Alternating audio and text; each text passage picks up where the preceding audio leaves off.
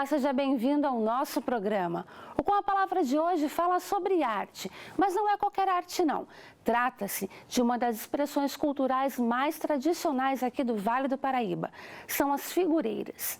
São diversas imagens modeladas em barro e argila por mãos de pessoas simples, que dão vida a essas figuras. Vamos agora conhecer um pouquinho mais sobre o trabalho das figureiras aqui de São José dos Campos. Com a palavra, Fátima Aparecida. Você é filha da famosa Lili Figureira. Conte um pouco sobre a sua família, sua infância e como era Lili como mãe. Minha mãe não era uma pessoa nem um pouco convencional. Então, na verdade, viver com a minha mãe era sempre uma fonte de novidade e surpresa. Então, assim, um pouco da história, quando começou. Meus pais se casaram em 1950 e vieram morar onde hoje é o Santa Inês. Na época eram sítios. E meu pai trabalhava na Light nessa época. Então, meu pai tinha o apelido de Zé da Light. Então, eles vieram morar no sítio, era uma zona rural. E nessa época, minha mãe era uma pessoa que agregava muitas pessoas na casa. Então, nossa casa era um ponto de passagem. Então, ficava na estrada, que o pessoal ia para Eugênio de Melo, para São José, para Caçapava. Então, todos passavam, já passava, parava para tomar um café, fazer uma conversa. Então, minha casa sempre a gente conviveu com muitas pessoas. É sempre gente entrando e saindo o tempo todo. E sempre um fogão de lenha com um cafezinho para receber as pessoas. E a nossa casa também tinha uma curiosidade, que tinha um telefone. Na época, era o único lugar que tinha um telefone na região. Então, as pessoas iam muito lá também para pedir para chamar. A gente falava carro de praça naquela época, não era táxi, né? Então, se uma pessoa ficava doente, se ficasse trabalho de parto, qualquer coisa que precisasse, sofresse um acidente, ia lá para poder chamar um táxi, o carro de praça. Então, na verdade, a nossa casa era um ponto de cultura, que era um entra e sai de gente. E minha mãe era uma pessoa, assim, muito ativa. Então, ela ensinava as pessoas muito. Então, ela ensinava as pessoas a bordar, ensinava a cozinhar. Então, ela sempre estava cercada de pessoas, de gente. Nossa casa sempre tinha gente, né? Então, a gente conviveu muito com isso, de uma pessoa que não era nada convencional. Pela época que a gente viveu, minha mãe era uma pessoa à frente do tempo. Então, ela era uma mulher submissa, que ficava só aos fazeres de casa. Ela sempre estava fazendo coisas, né? E eu lembro dela sempre envolvida com outras pessoas, envolvida com outros projetos, sempre antenada com as coisas. Então, ela gostava muito de ouvir rádio, sempre estava ouvindo rádio, gostava de cantar. Nossa casa tinha muito esse estímulo mesmo. Então, acho que isso do artístico veio do lado dela, que ela era uma pessoa que ela dizia que ela não gostava de nada parada, gostava de movimento. Então, ela bordava, né? Ensinava a bordar, ela ensinava a cozinhar as meninas lá da roça. Ela ensinava as pessoas que não sabiam ler, ela ajudava na leitura. Ela gostava muito de ler, gostava de poesia, então ela declamava poesias. Então, a gente viveu num ambiente, assim, sempre com muito estímulo. Então, a gente tinha aquela coisa da roça, que era um sítio, então meu pai trabalhava, ficava fora o dia todo, e minha mãe ficava com a responsabilidade de tomar conta de tudo. Então, de manhã tinha a rotina, né, doméstica, de tomar conta do sítio, de tudo, mas à tarde ela reservava para as brincadeiras. Então, ela era uma pessoa que ela brincava com a gente. Então, ela fazia peteca, jogava peteca. Então, às vezes era comum as pessoas passarem e ver minha mãe brincando. Então, ela não era uma pessoa nada convencional. Então, ela fazia os brinquedos, ela fazia os trabalhos em argila, que era uma brincadeira, né? A gente brincava com argila, brincava com as coisas que tinham na roça. E também teve o lado do meu pai, que o meu pai também, ele era uma pessoa que trabalhava muito bem com madeira, também era um artista. Só que ele não tinha muito tempo. Então, aos domingos, ele construía brinquedos para nós. Então, a gente cresceu com muitas atividades artísticas, né? E ele, como nós éramos em 6, ele não tinha como comprar brinquedo para todos, né? Então, ele mesmo construía os brinquedos. Então, tinha essa parte gostosa dele construir os brinquedos com a gente. E depois também tinha o meu avô paterno, né, que morava em Caçapava. E quando ele vinha passar férias, alguns dias com a gente, ele também fazia brinquedos. E ele era um contador de histórias, né? ele era o contador de histórias. Então, nós tivemos uma infância muito assim, divertida, muito aproveitada e assim, muito diferente do comum, né? Que os meus pais não eram pessoas convencionais, meus avós também não. Então, na verdade, tudo que a gente herdou foi esse legado mesmo, das brincadeiras, da atividade em arte. Para nós era comum, minha mãe desenhar, pintar, ela fazer, bordar. Então, isso aí para ela é nosso natural, nosso normal ver ela em atividade sempre, né? Qual foi a influência que Lili Figureira teve na sua vida? Minha mãe, como eu disse, ela era uma pessoa muito diferente, né? Ela era muito ligada nas coisas, ela muito atualizada. Então, a influência dela foi essa, de ter uma mulher forte. Então, pela época dela, que a gente estava acostumado às mulheres submissas, ela era muito diferente, ela é uma pessoa de postura, uma mulher à frente do tempo. E isso foi muito forte para mim, ela sempre foi persistente. Se ela tinha objetivo, ela sempre ia até o fim e fazia.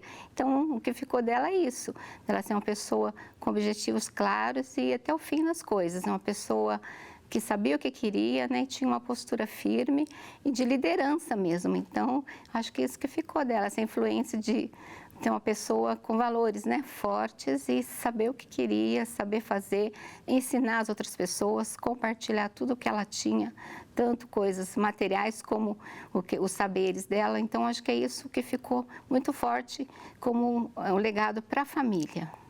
Você é pedagoga com pós-graduação em arte e terapia. O que te levou a essa escolha profissional? Os meus pais, eles nunca tiveram oportunidade de estudar, por conta das dificuldades. Minha mãe sempre gostou de estudar, mas ela teve que sair da escola por conta de ter que trabalhar na roça. E meu pai também não teve oportunidade. E eles achavam assim que o importante é que os filhos tivessem essa oportunidade de estudar. Então, para mim foi natural seguir para o caminho da educação, porque eu vi que tudo estava conduzindo a isso. A minha mãe era uma educadora, né? Era uma educadora, então isso que ficou. Foi um caminho muito natural, eu consegui ir para a educação. E eu trabalhei 30 anos na educação infantil, na prefeitura, e foi a oportunidade que eu tive de aliar todos esses conhecimentos, né, de infância, todo esse legado da minha mãe, toda essa convivência familiar, todas essas histórias, levar para a sala prática da sala de aula. Então, foi uma forma de aliar essa tradição, esse legado, com a parte acadêmica, que eu fui estudar e fui trabalhar. Então, eu consegui colocar as duas coisas juntas, e isso foi muito importante para mim. E depois, a pós-graduação em arte-terapia também foi uma consequência, porque, na verdade, nós, como professores, principalmente de educação infantil, somos terapeutas, mães, somos tudo, né? Então, foi só um aprimoramento mesmo acadêmico, mas, na verdade, já era uma arte-terapeuta, né? E que a arte é que a gente consegue liberar muitas coisas, consegue trabalhar os conflitos, então, a arte, a gente expressa os nossos sentimentos. Então, tudo isso acho que levou para esse caminho, né, da arte-terapia. Quando e como foi seu primeiro contato com o artesanato? Desde a infância, né, como eu contei, que a gente morava na zona rural, a gente já tinha esse contato. Então, eu tive a minha mãe, que foi uma figura muito forte, ela trabalhava várias modalidades de arte, né? Então, eu vi ela bordando, ensinando as pessoas a bordar. Então, é que eu sei bordar também, né? Eu vi ela trabalhando com figura em argila, que foi a parte mais forte, né? Vi ela fazendo brinquedos, vi ela cozinhando. Então, vi ela declamando poesias, que ela gostava muito de declamar, vi ela lendo, ouvindo rádio. Então, na verdade, a gente tive contato com várias modalidades de arte, né? Então, tanto é que eu mexo com um pouco de tudo, mas que, na verdade, o que ficou mais forte mesmo foi a figura em argila, porque já veio da minha bisavó, então já é um legado familiar, né? A minha bisavó fazia não figuras, ela fazia peças utilitárias, então ela fazia peças que ela usava na casa dela, então fazia panelas, fazia todos, e minha mãe aprendeu com ela, só que a minha mãe já foi para o lado das figuras, das peças, né? E aprendeu com ela, então isso aí já é uma coisa que está na raiz da família, então que a gente vai passando. Então acho que o forte mesmo é a figura, né? Mas a gente transita por outras linguagens também. E o meu contato, então, foi com bastante coisa, né? Então, era um caldeirão cultural mesmo, tinha muitos estímulos. Como é o trabalho de uma figureira? A gente fala figureira, né? Mas tem os figureiros também. A gente fala figureiras que a maior parte são as mulheres que detêm a história, né? A gente sabe disso, que transmite a história. Mas existem os figureiros também. Então, são pessoas que fazem o trabalho com argila, que modelam peças, figuras, por isso figureiros, modelam figuras em argila. Então, eles representam anjos, representam animais, fazem a representação de várias coisas com a argila, então é a modelagem em argila. É feita artesanalmente, né? Não é molde, é feita modelada mesmo na mão, pode ter alguns instrumentos, bambus, palitos, coisas assim simples que o figureiro usa para fazer os detalhes, mas é feita com a mão, é seco, depois a gente coloca para secar no sol e a gente faz um trabalho todo artesanal. Então, esses são os figureiros, as pessoas que fazem figuras em argila. Qual é a importância e a tradição que as figureiras têm em São José dos Campos e no Vale do Paraíba? Eu falo que o figureiro, na verdade, ele é uma pessoa que registra. Ele registra a história através das figuras. Então, cada figura que a gente faz não é uma isolada. Se eu faço uma mulher, ela tem uma história, ela está dentro de um contexto. Como a minha mãe fazia uma figura, para ela tinha uma história. Se você perguntasse para ela o que significava, tinha um significado, tinha um nome, tinha um porquê. Então, na verdade, isso é um registro da história. Então, é importante que a gente continue com esse registro, porque a gente olha as figuras, a gente vai saber da época, vai saber dos costumes, a roupa que usava naquele tempo, quais os tipos de trabalho. Então, o registro histórico é uma foto, uma fotografia da época. Então, é importante que a gente mantenha isso para registrar a nossa história, a nossa identidade do Vale do Paraíba, que é um artesanato muito nosso aqui da região, então que a gente não pode perder, porque é esse registro nosso, da nossa história. E as figuras, então, elas contam a nossa história. Antigamente as pessoas não sabiam ler, a maioria, né? Mas, então, era uma forma de estar contando a história. E a gente continua contando essa história através das peças, através das figuras. O que é o projeto Santo de Casa? O projeto Santo de Casa, ele nasceu a ideia de 3 pessoas, 3 gestoras culturais, a Elaine, a Rosa Esther e a Pérsula. Elas estavam fazendo um curso de gestão cultural popular e daí elas tiveram a ideia de fazer um trabalho que facilitasse o conhecimento, a valorização das figureiras. Então, como a Elaine já tinha um conhecimento, né, das figureiras, já tinha convivido com algumas figureiras, elas tiveram a ideia de fazer esse projeto. Aí elas nos convidaram, os figureiros, para participar. Então, o Santo de Casa tem 9 anos já, esse projeto, e ele funciona assim, a gente fala que é uma gestão compartilhada.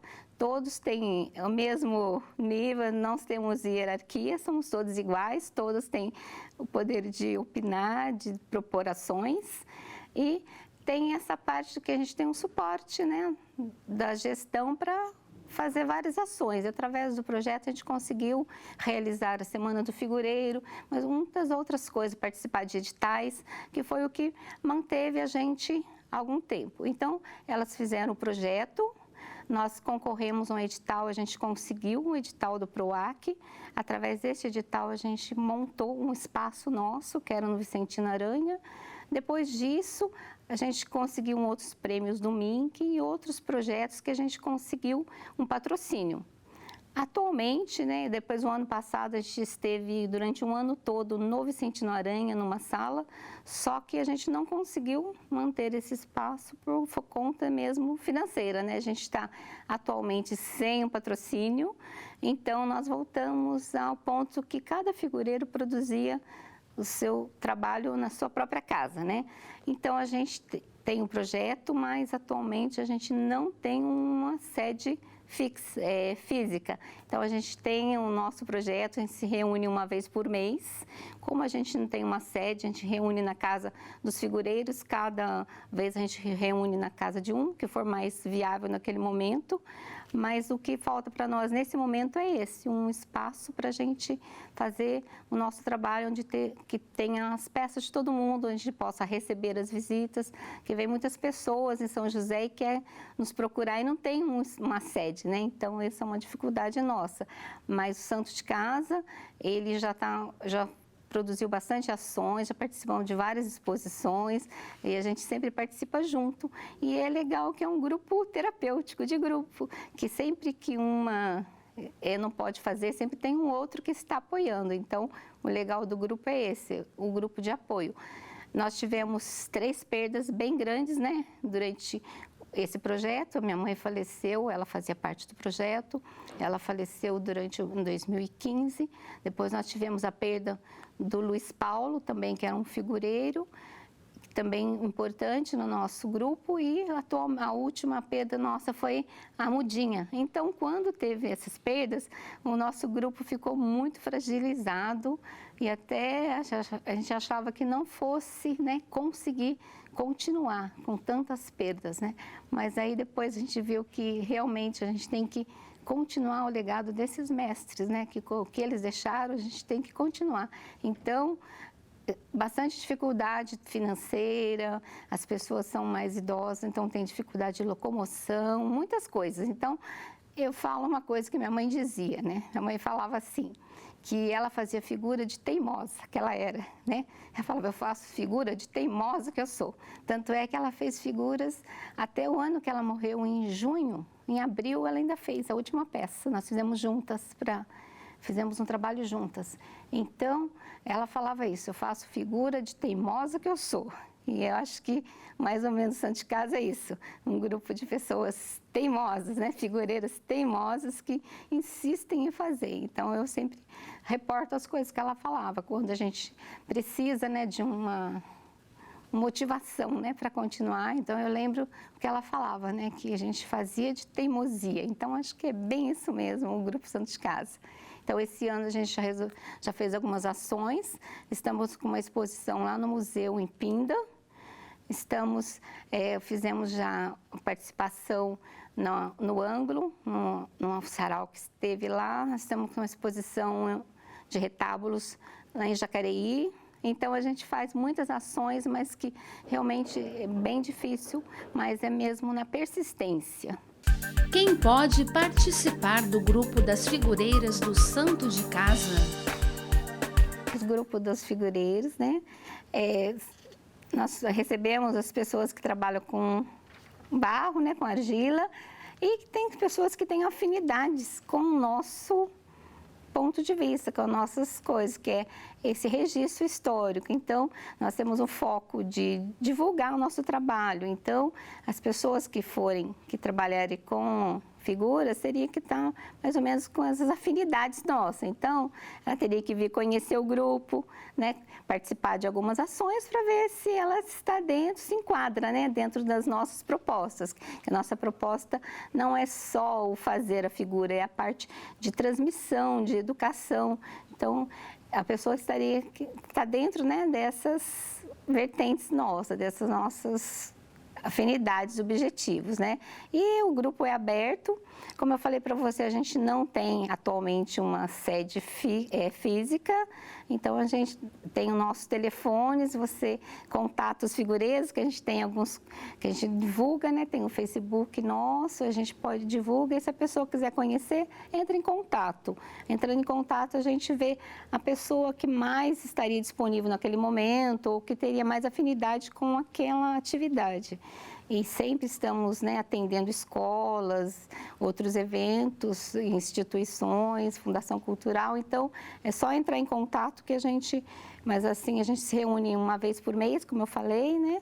E a casa de outro, algum local assim. Mas a gente está disponível, né, para conversa, para E a gente tem material de divulgação, tudo, mas o que dificulta mesmo é isso, a falta de um espaço, né? E o grupo é aberto para a pessoa ir na reunião, conhecer os figureiros, então a gente tem bastante abertura para isso, né? E como a gente precisa de renovação, né? Que nós perdemos esses mestres, nosso grupo ficou bem reduzido e a gente está sempre aberta para que novas pessoas venham participar. Nós temos 3 integrantes novos no grupo, que é a Mirna, que ela veio para nós há uns 2 anos, tem mais 2 figureiras novas que são alunas, né, que são aprendizes, que já estão no grupo.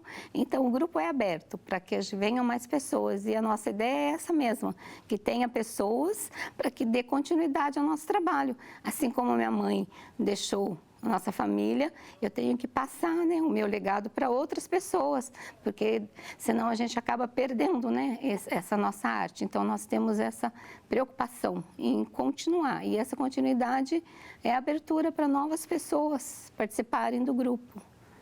Onde e como vocês costumam expor o seu trabalho?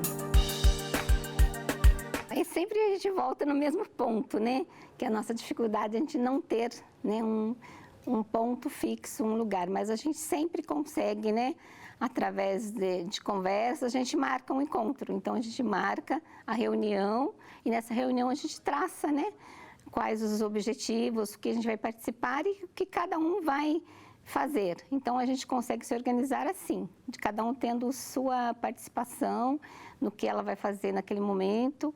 E, às vezes, tem um evento que quem que vai naquela participação, nem sempre o grupo todo vai, né? Porque tem essa dificuldade até mesmo do transporte. Então, a gente divide, com essa gestão que é participativa, a gente chega num acordo, né, no consenso, como que a gente vai resolver, como que a gente vai participar ou não, né? Receber um convite, se a gente vai participar ou não, o que a gente vai fazer. Então, a gente geralmente reúne na casa da minha família, né, que a gente já é um ponto já, né, que sempre foi, né, de entra e sai de gente. Então, a gente se reúne e entra, né, num consenso, organiza como vai ser essa participação. Então, é uma coisa do grupo, discutida no grupo, resolvida com o grupo.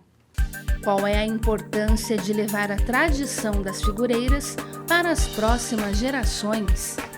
Na verdade, que a gente tem um patrimônio nosso aqui da nossa região, um patrimônio cultural.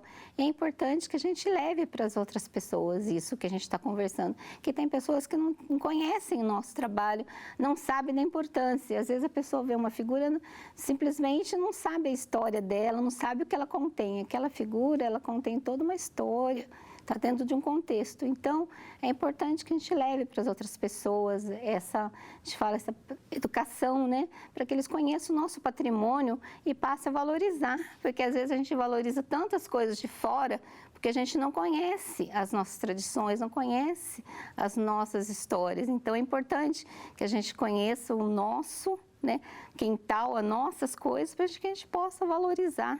E isso passa por essa divulgação, para a gente ir para as escolas, conversar com as pessoas, como a gente foi agora essa semana passada no Ângulo, conversar com os adolescentes, contar um pouco do nosso projeto, mostrar o nosso trabalho, que muitas pessoas não conhecem, não sabem, né? Nem sabem que existe figureiro em São José.